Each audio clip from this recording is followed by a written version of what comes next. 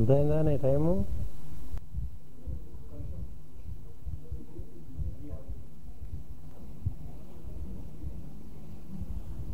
హరి ఓం. మేధాం మే ఇంద్రో దదాతు, మేధాం దేవీ సరస్వతి, మేధాం మే అశ్వినావభౌ, సాధతాం పుష్కరస్రజాః, ఆప్యాయంతు మమాంగాని, వాక్ప్రాణశ్చక్షుశ్రోత్రమధోబలమింద్రియాణి చ సర్వాణి. సర్వం బ్రహ్మోపనిషదం మాహం బ్రహ్మ నిరాకుర్యాం, మా బ్రహ్మ నిరాకరోత్. అనిరాకరణమస్తు, అనిరాకరణమస్తు. తదాత్మని నిరదేయ ఉపనిషత్సు ధర్మాః తే మయి సంతు, తే మయి సంతు. ఓం శాంతి శాంతి శాంతి.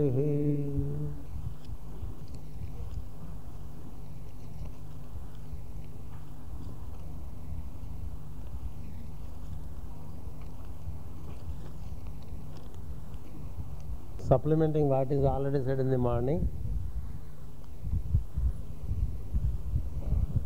as you move upwards, it is due to the upliftment of the Vayu at the brow center, which is called Udana Vayu. Udana means that which is above. Ut means above. Udara is the name of the mother. Those who worship the mother or anything divine, they move upwards, move vertical. So this vertical movement is the pull of the energy which is being intensified in us, and the pull happens according to the pulsation of Udana. That is the fourth pulsation, and that exists around the Ajna center, and the pull-up starts happening and you reach the brow center. So when you reach the brow center, Aryama hands you over to Indra Brahaspati. So there you look for the accomplishment, waiting at the ultimate threshold before you realize your own self. That is what is called realizing Nija Swarupa. Nija Swarupa is nothing but a miniature form relating to you of your thumb size, which is in light. Once it is realized, when it comes back into heart center, it is golden. When it remains at the Ajna, it is diamond-like. The diamond-like miniature form is called causal body or Karana Sarira. The golden light body in the heart center is called etheric body or Sukshma Sarira. So all these names we have to correlate and make an understanding. While you are at the brow center, the system also recommends that you worship the form of Vishnu if you like, because you would anyway be standing over there with that miniature form, and that is similar to that of the symbol of Vishnu which is given to us, and hence the ultimate step is seen as Sarupya, that you identify with this form and you get Vishnu Deha or Vishnu Loka or Vishnu Swarupa or Vishnu Duta. All Vishnu Dutas are like Vishnu only. He is called Vishnu Duta because he is full of that energy and he is himself a Vishnu. If a Vishnu Duta appears, it looks as though Vishnu only appeared. That's the beauty of Vishnu Duta. Except they stand at the threshold, Jaya and Vijaya, and also Vishnu inside the sanctum, they are all alike. If the statues are interchangeable in a way. So if you put the outer statue inner, you feel that it is Vishnu, because all have four hands and they have the same kala of Vishnu. So that is where some people say that it is, the realization is that of Vishnu. This is because we enter into Vyana Vayu, Vyapaka Shakti. Vishnu means that which is permeating. And when you get into that Vyapakatva, then you will slowly realize the Brahman who is beyond Vishnu. That is how the Smartas say beyond Vishnu, it is Shiva or Sadasiva. So that's how the whole process is described in variety of terminology. What is important for us is to withdraw from the horizontal activity of relating too much into the world through the navel and get into the vertical activity. So the vertical activity is the internal activity. It can happen only when we turn inward, only when you turn antarmukha. Until you turn antarmukha, all activity is objectively done, and horizontal activity will bring back the related energies to you, and you again keep reacting to it. So it's an eternal reaction to the objectivity, and you shall never recede back into your own center. The vertical is the means by which you can bring down the energy from the higher centers and manifest them in the objectivity. That is what a seer does. That is what an adept does. That is what a yogi does. That he brings energies from higher circles and distributes them in the lower circles, which are the objectivity. From subjectivity he brings in, and in objectivity he distributes. A mundane man tries to receive from objectivity, while the yogi or student of yoga, instead of looking to receive from the surroundings, he thinks of receiving from higher circles. So that's why for all their requirements they only look into and look higher. So they always rely upon the higher and become reliable to the lower.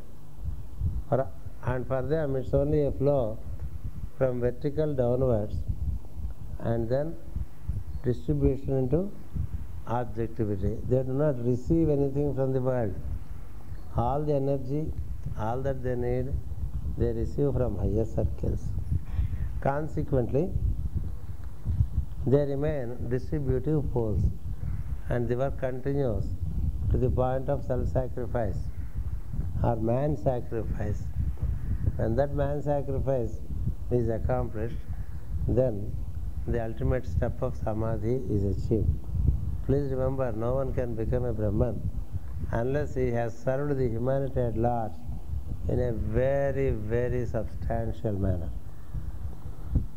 Because there is what is called the individual karma, the family karma, the community karma, the provincial karma, the national karma, and the karma of the humanity as a whole. And then there is indebtedness to the seers. So to release ourselves from all these, the ultimate is Tasmat Yajnat Sarvahutaha. It is what is called Holocaust in Jewish system, the ritual of all burning. That's what is mentioned in Purusha Sukta. The Lord himself is formed as all this by sacrificing himself.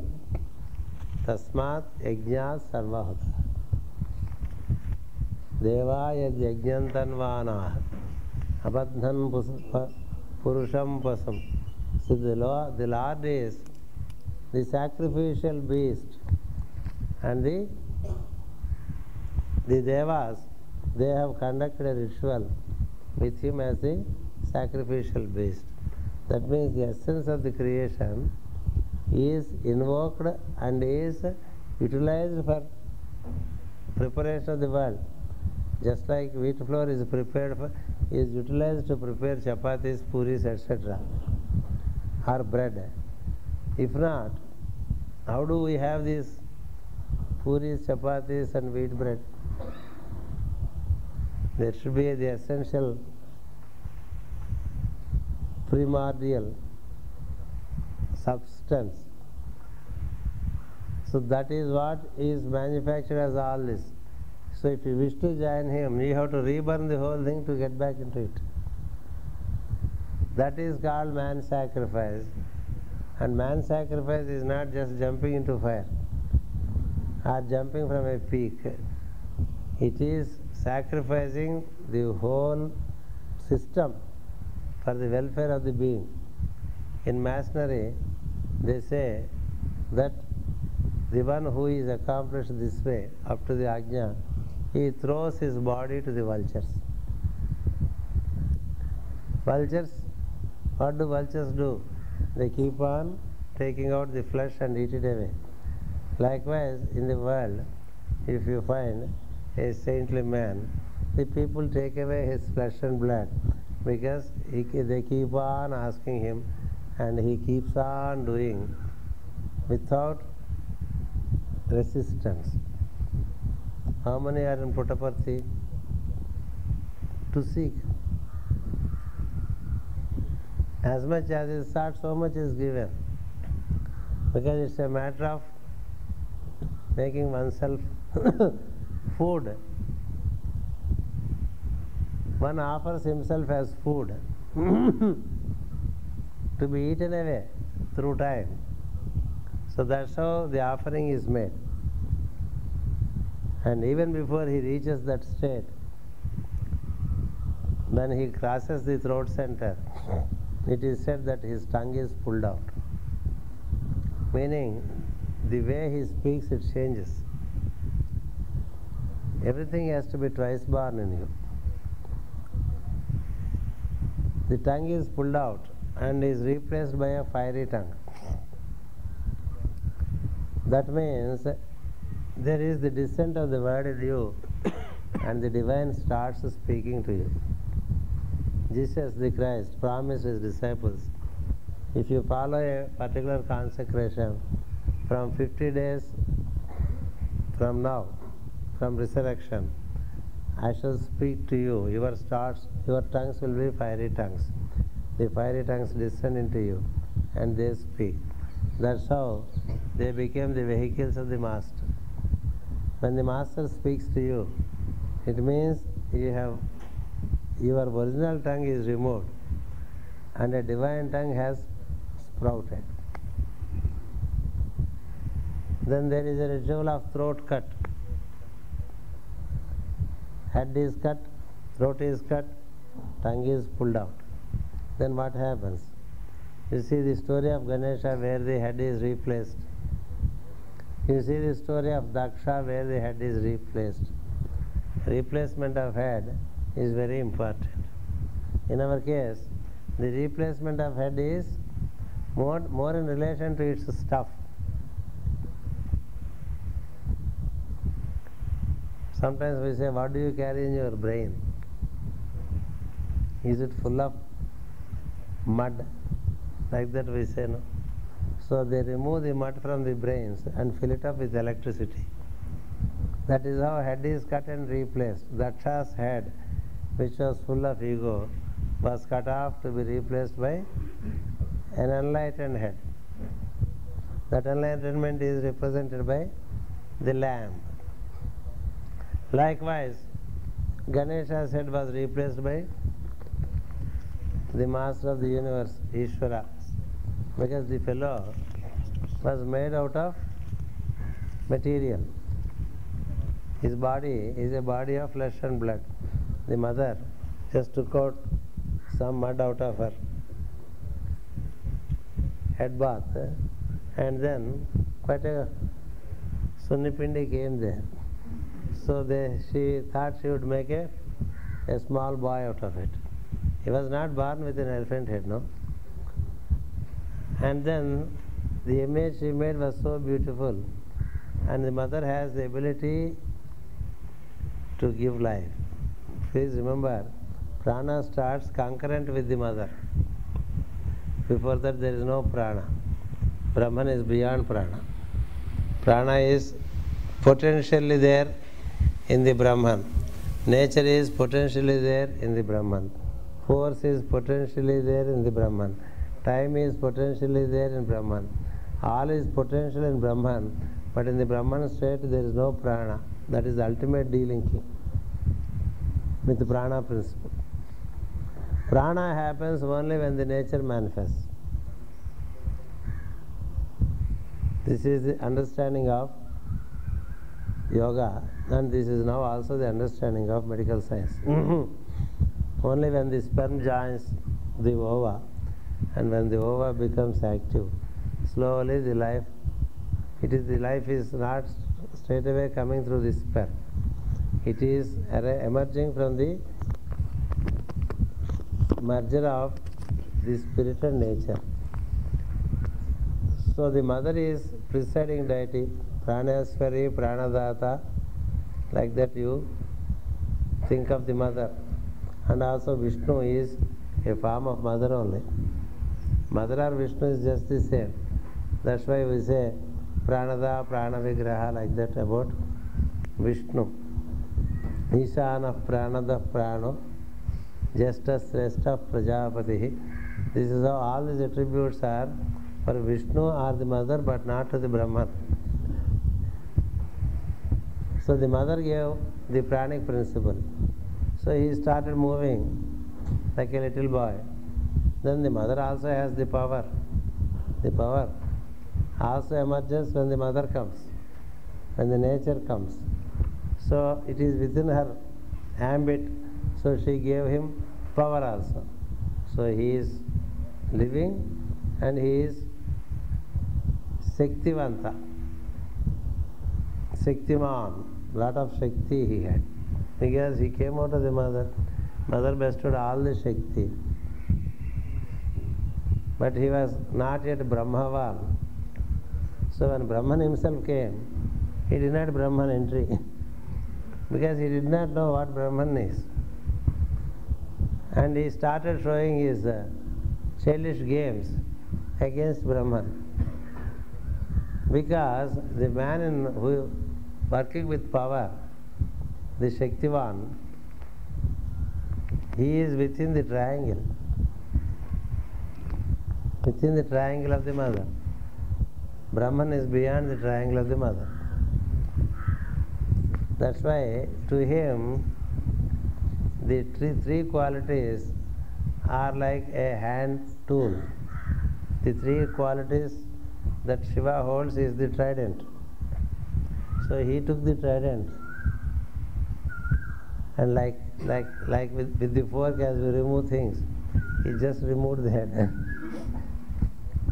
When he tried to show his power, what is power before the one who is the holder of power? So the head was changed. So there is a ritual of throat cut, tongue pulled out, head removed, only to be replaced, and body thrown to vultures. These are the highest degrees of masonry, which are not known to Freemasonry, only known to the masters of wisdom. All the 33 degrees of masonry are accomplished by the time you reach Ajna.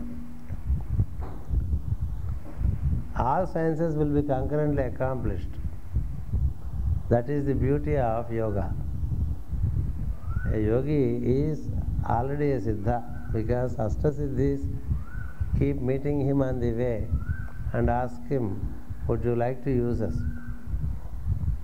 Even while you come up to the throat center, already whatever you say would manifest. You will be able to prophesy well. But you cannot engage in such things. The moment the heart is open to you, you already carry healing energies.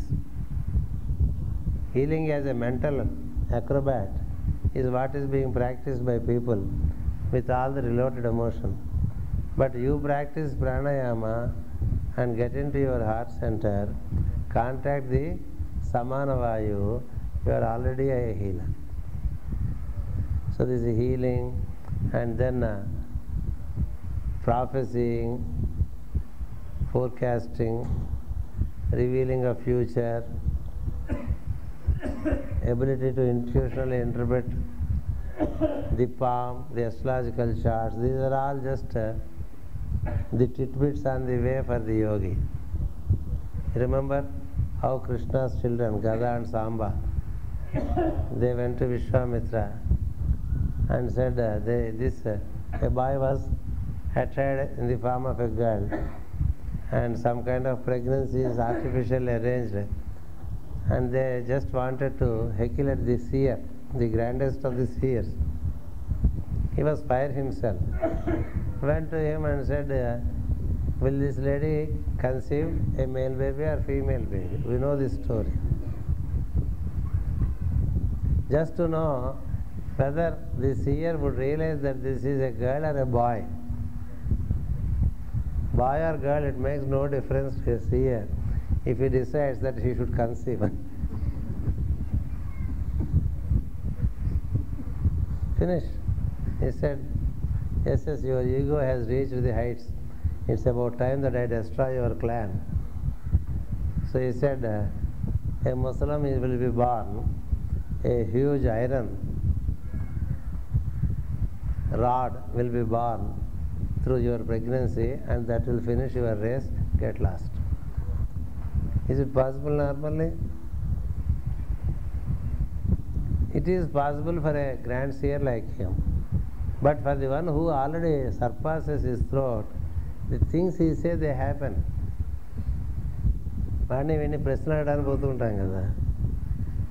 Those who try to go to upasakas, Hanuman upasaka, Mother upasaka, that upasaka, this upasaka. Please remember, upasaka is mostly, upasakas are those who have reached the purest of the emotion. That's all, nothing more than that. They haven't taken to these steps. And mostly it is they who are more popular than the natural, normal yogis. Because a yogi does not publicize about himself, he remains in a hideout. So why I say all this is, on the way you accomplish many siddhis, and on the way you will be able to gain a multifaceted knowledge, and on the way there would also be synthesis happening.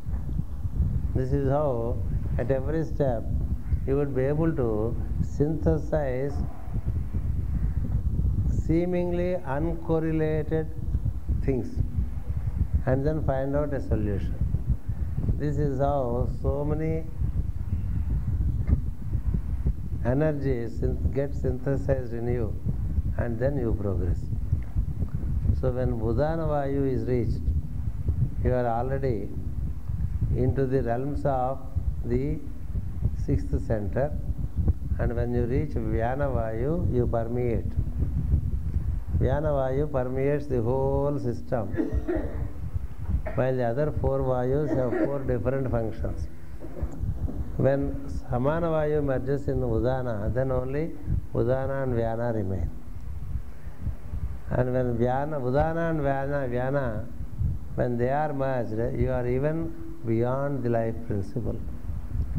And you can be the bestower of life. You can pull down life and give to people. That is what Master C.V. demonstrated. He could pull down the life from cosmic plane,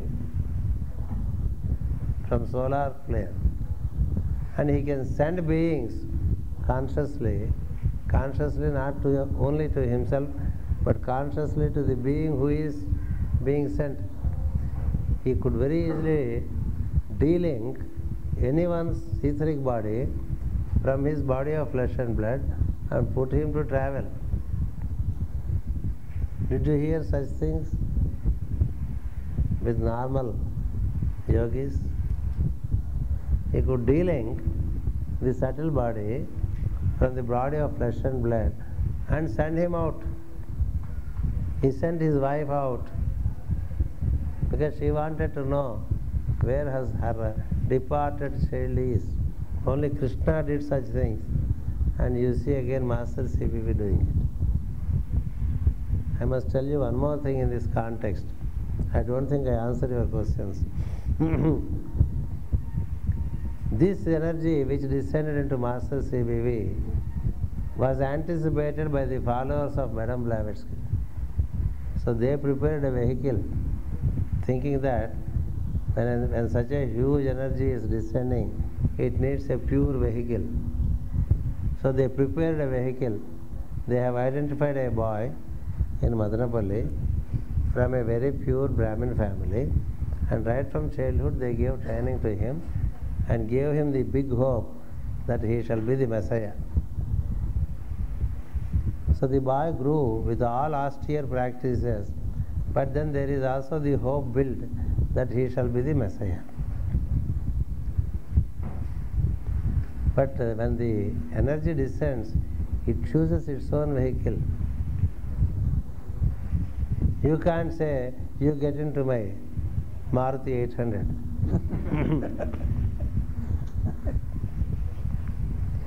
If he is coming with a flying craft, which can also go as an automobile or as a boat in the ocean or fly as an aeroplane. Suppose the man who is coming down is coming with such a vehicle. You can't just ask him, Master, I have just today cleaned my Maruti 800, you please get into it. So this is how it was a good attempt. There were such attempts made when Krishna was to be born. And many people made many mistakes when they knew the prophecy about the advent of the eighth child, the Lord as the eighth child, and they went on looking for the eighth child. And Bhishma was one of them. But Bhishma was a very saintly person, truthful person. He said, no, please don't mistake me to him. There was a Paundraka Vasudeva. He claimed, I am the one, why are you worshipping Krishna? Likewise, there were so many mistakes, because when the energy descends, it finds its own vehicle. It descends even far earlier. The plan starts centuries before, and you conceive just a few decades before, and you think you can contribute something to that energy. It was a good intention, but the comprehension was not enough. It was a good effort by Annie Besant and Leadbeater to provide a vehicle. It's a good thing. Today, for example, if Satya Sai comes to Bangalore airport and you are a devotee of him, you go with your Maruti 800, will he get into it? Your vehicle is not allowed up to the runway. But the vehicle meant for him goes up to the runway. And it won't be Maruti 800. It is still a better car with better comforts.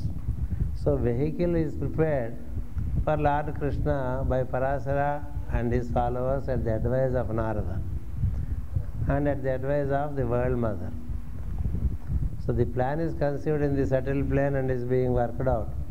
In a good way, the good-hearted people of Theosophical Society tried to prepare a vehicle which was not to be used. So he got disappointed and turned wild and worked against Theosophy and went on even to say that there are no masters. The boy who wrote an excellent book At the Feet of the Master is the self-same boy who denied at a later stage that there is the existence of masters. When we don't get it, we deny it. the unattainable grapes are sour, isn't it?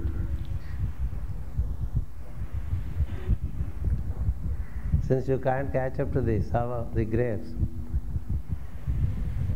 a fox thought, oh, they are all sour grapes, I don't have to worry about it. You haven't tasted to know whether it is sour or sweet. Anyway, that is how it happened. And the energy chose an advanced disciple and adapted from the ashram of the master of Nilgiris, who is called Master Jupiter in theosophical parlance. So it descended through the ashram of Master Jupiter Agastya. And then it found its expression. It's not a small thing. Not all can receive that energy.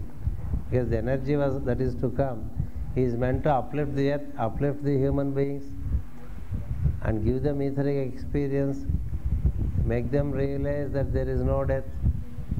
It's not a small task. It cannot be done by a mortal, however pure he may be. It requires something divine. It requires an adept of very high order. It shows its vehicle. It came down.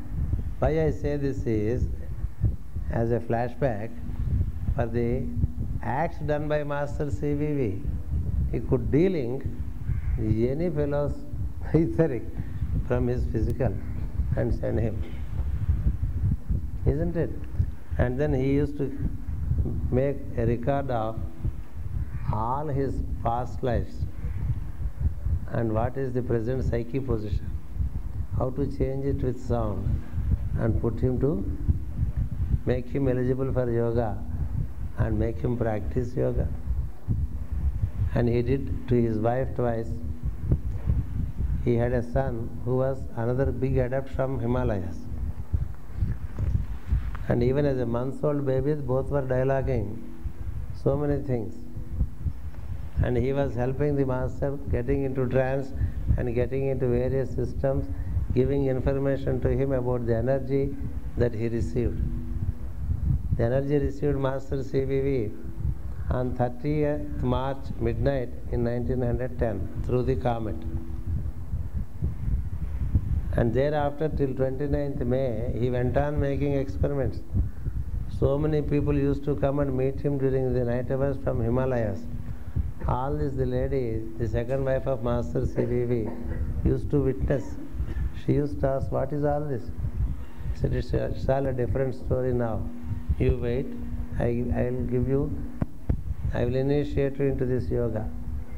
And when this child, who was a great helper to the master himself in finding the characteristics of the energy that he received, after the work is done, he departed. When he departed, the mother wept. She wanted the boy to be brought back because the master is the master of life.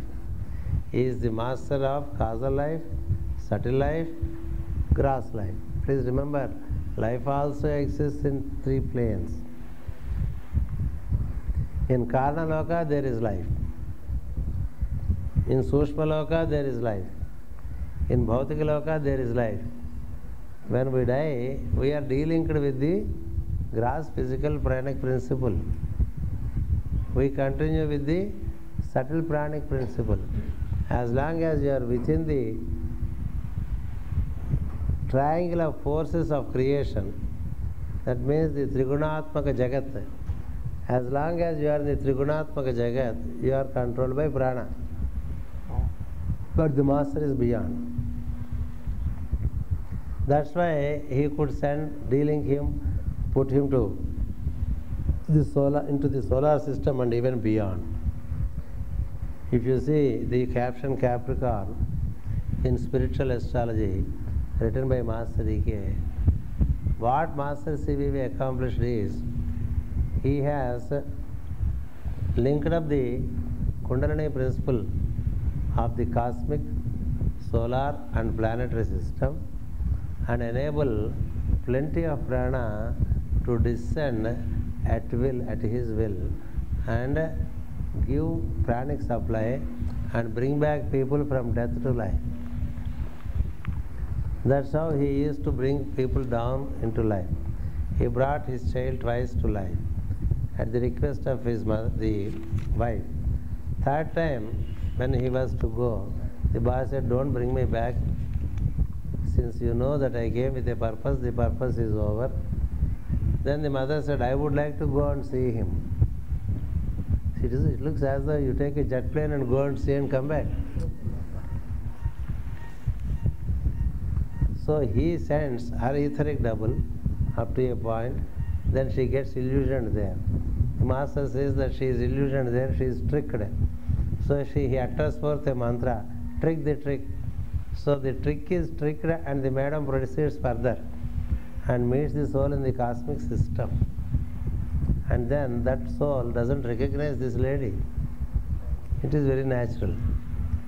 Then the moha of the mother is lost, she came back. And the master himself departed 18 times and demonstrated that physical life is not the terminator. We have subtle life. And subtle life principle also is not the terminator. We have causal life. And causal life is also not the terminator, and nobody can terminate you. This is how he has mastered the pranic principle. So when he has demonstrated this kind of delinking himself and also delinking those to whom he gave yoga, he did it. He used to conduct a very strange scanning test. He used to put one disciple in trance while the other is put to meditation and make a verification of the whole history of the soul which has come to take initiation. He is a cosmic scientist. And science, unless understood, appears to be mystic. That's why the mysticism of today is tomorrow's science. The fiction of today is the science of tomorrow. All our seers, they have gone beyond all fiction, all science, and they have become artists of it. When science is mastered, you become an artist. Krishna was such an artist. Nobody could understand him. The grandest of the seers could not understand him.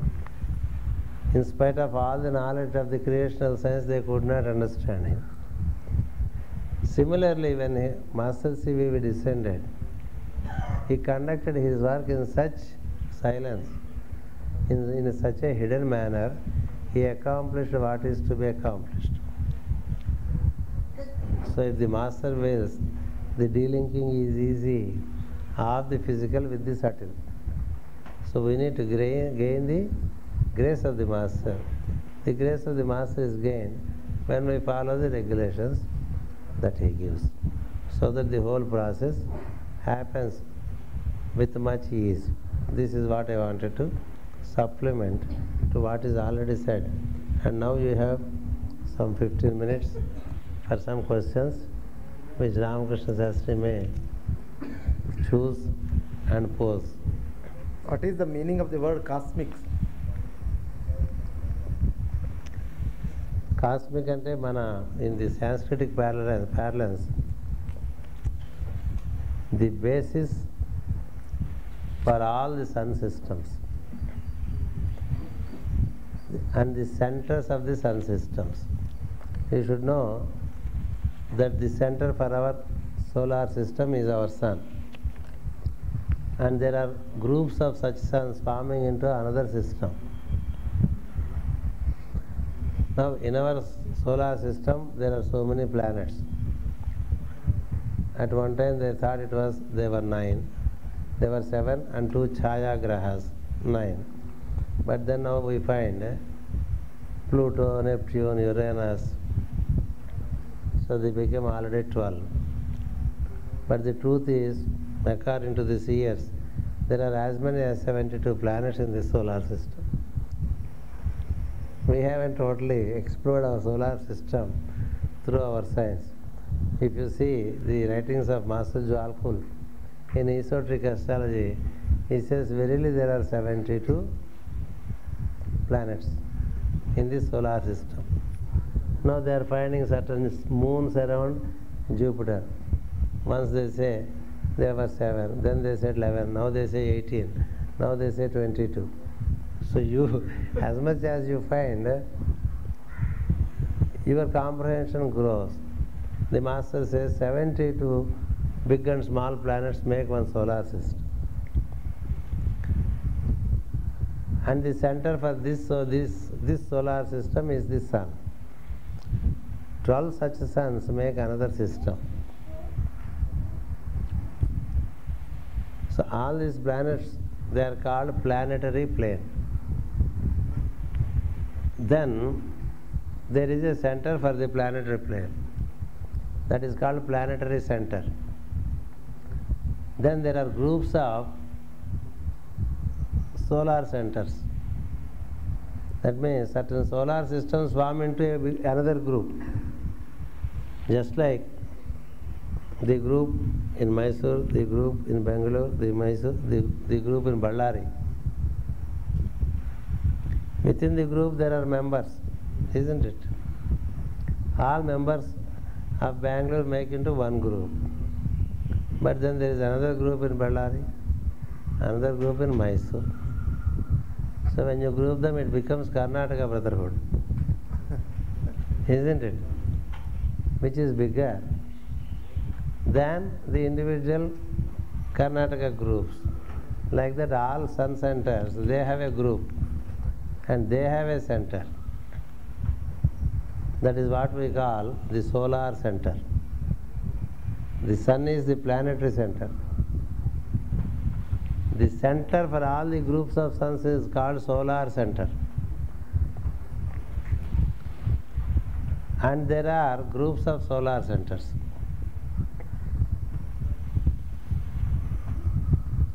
It is like 12 sun systems, solar systems make into one Savitru system.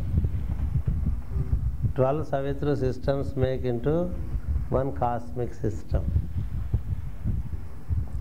That's what we say, Aditya Savita Surya. Which you say when you chant Aditya Hridaya. Kada? We think Aditya, Savita, Surya, all are the same. It's not the same. Each thing is different. It speaks of different planes. Narayana, Vasudeva, Vishnu. They belong to 3 different planes.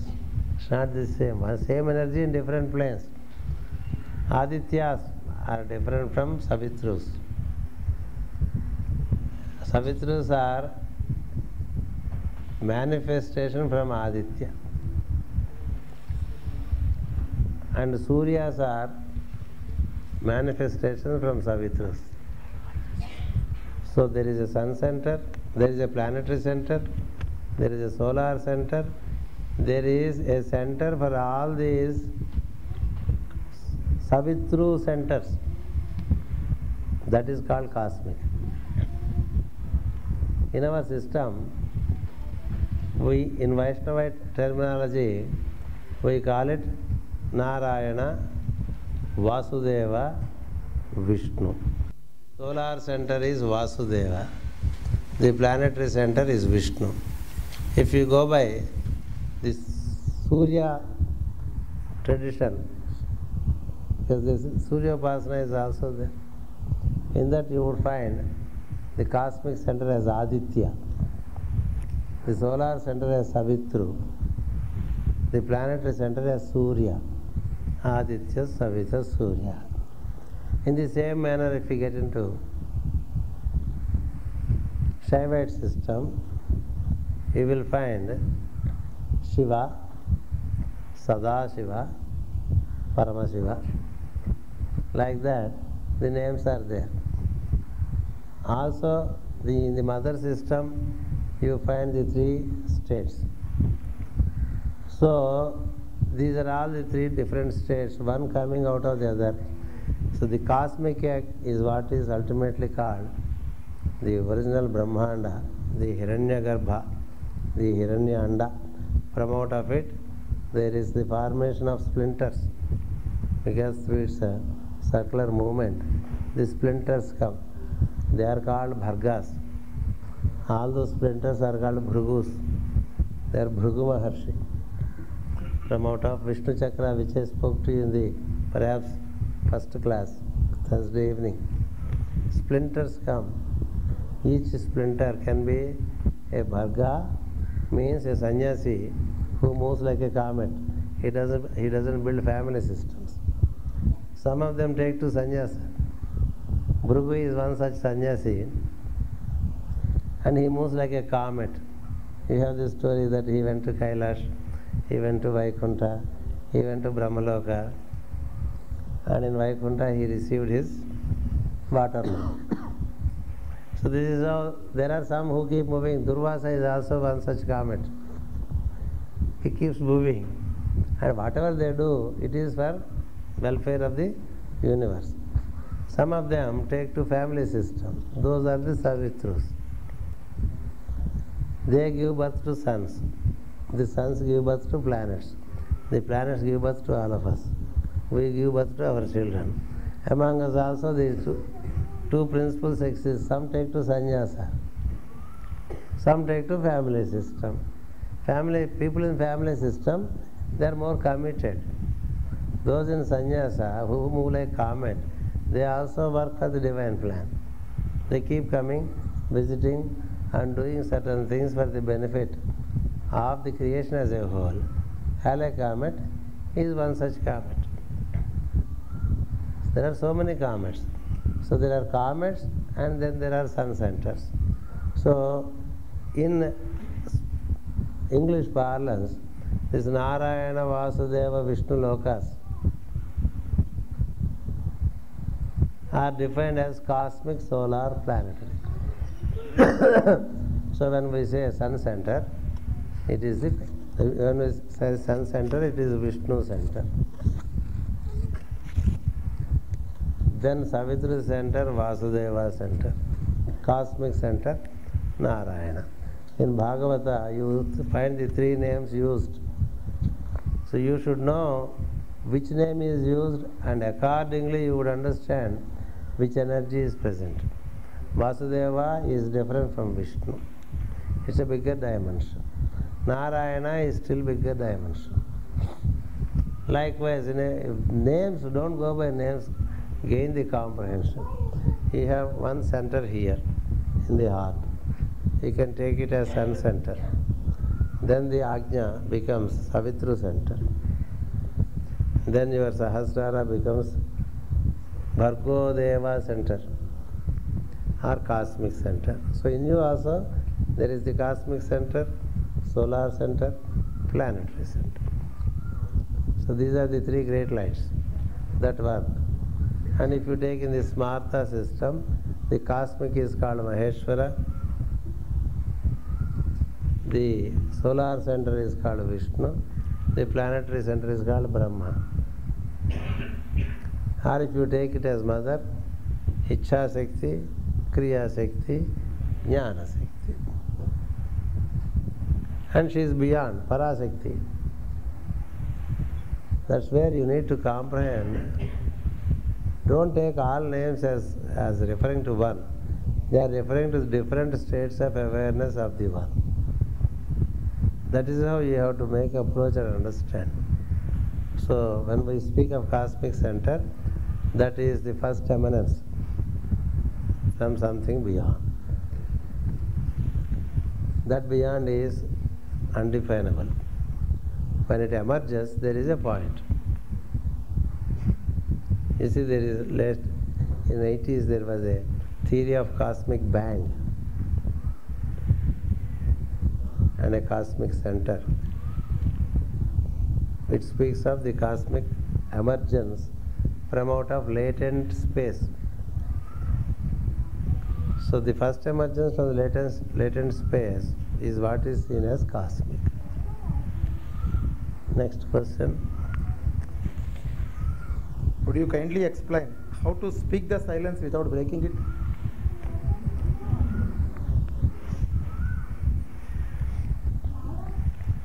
It's a good question. When you walk into silence and get into the higher layers of Buddhic plane, as I said, beyond the throat center, you have more silence with you than the noise. Fundamentally, people who speak in very inferior ways, as I said now, manipulative ways, they are far, far, far below. This is the one who adapted to a discipline about speech, and consequently he has risen, and he has this taste of silence. He gets more and more into silence, and even while people speak, he tries to listen to the silence as the background of the speech. Para, Pasyanti, Madhyama, Vaikhari. In 4 steps the speech is there. Vaikhari is the noise we make. Madhyama is the thought form. Pasyanti is the nutshell of the idea. It's a small seed. A volume of speech has only a small seed. That seed unfolds into such a huge thought. And that thought, when it is put in language, depending upon the precision of the language, it occupies more pages or less pages.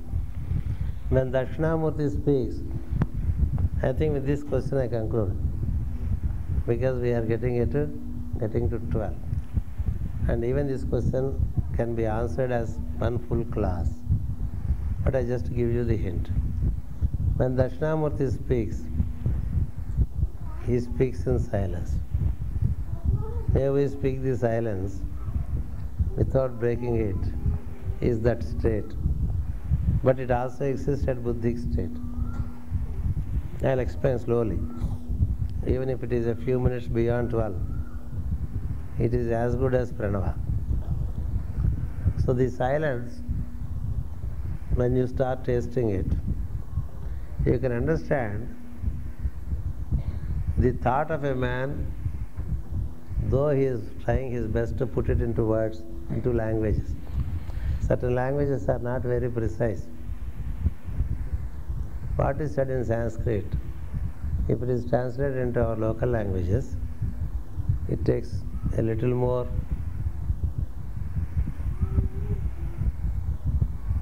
place in the page. What is said in English, when it is translated into German, we always find the pages are more. Meaning what? The language has to use more words to explain what is explained in English. But English itself, from the standpoint of Sanskrit, or even some of the chaste Indian languages, is a roundabout language. So what can be explained precisely depends upon how much divine presence is there in the language. That's where Sanskrit is the Deva Bhasha, where much can be explained with a few sentences. So the man who practices silence, he can understand with 2 or 3 utterances of the other man all that he is trying to explain. So he thereafter does not listen. He does not listen to what he says. He listens to the soul in the other and the silence of the soul. The communication is direct. So while the man is speaking, he is listening to the Pasyanti and Para state of that word.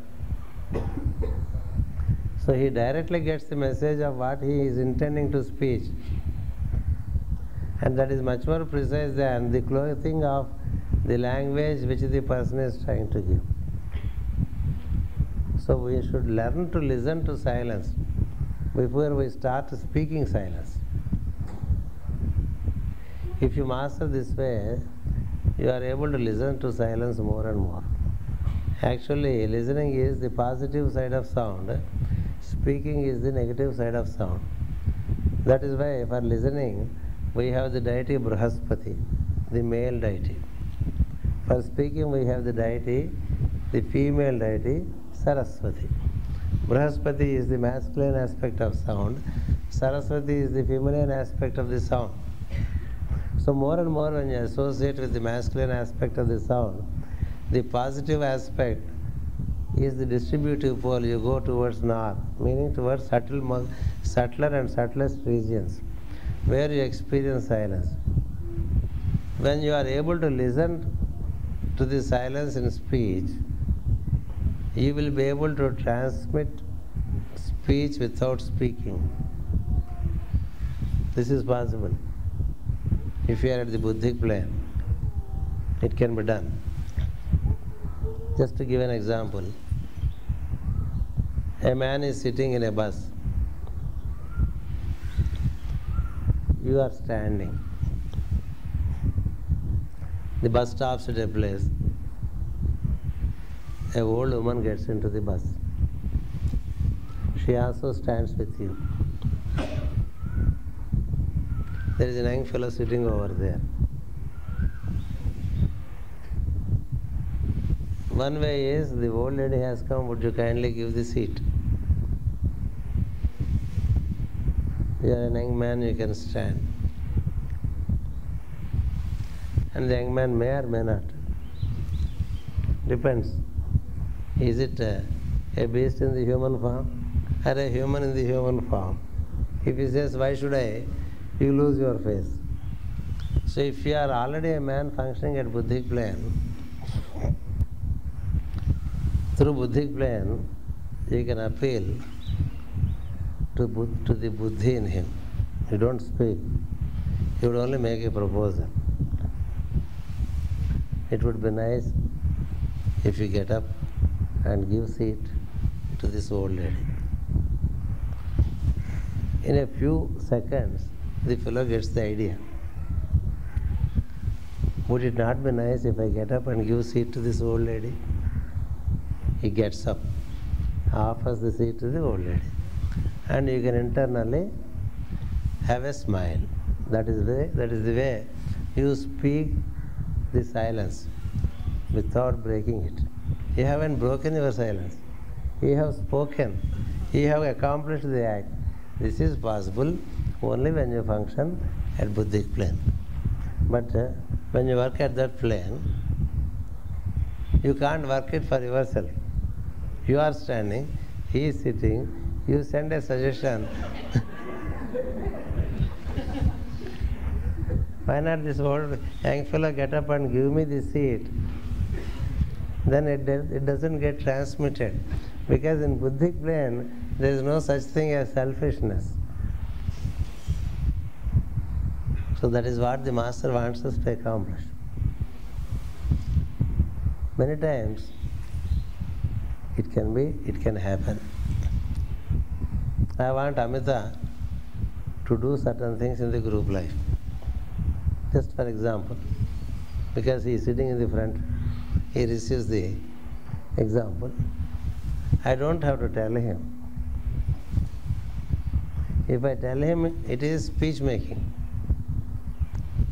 It can be communicated through Buddhic plane, and he gets the idea, it would be nice I do this, it would be nice I do that. That's how the Master sends ideas. The Master is not speaking to you. Is he speaking? But he makes you do so many things. He has made you build all this. He didn't tell you. So this is a wonderful way of living, a subtle way of living, and you haven't broken your silence. That is the technique. Get it? Get up. Work with yoga. Get into it. Master Ike was playing at that level actually. If it is a welfare act, you have the right to suggest. You means the one who is in the Buddhic plane. If it is a selfish act, it does not work. So this is the way frequently those who are in the Buddhic plane work without making speeches. Lord Maitreya does not speak to his followers. He has no discourse giving program. Nor Sanat Kumara. Only at the lower levels there are clear audience, clairvoyance among disciples. And when they relate to the physical world, only these speeches come. The speeches happen at the fourth level. But in higher levels, all is done in silence. All transactions are done in silence. All speeches are made in silence. And never silence is broken. Thank you. Let us get into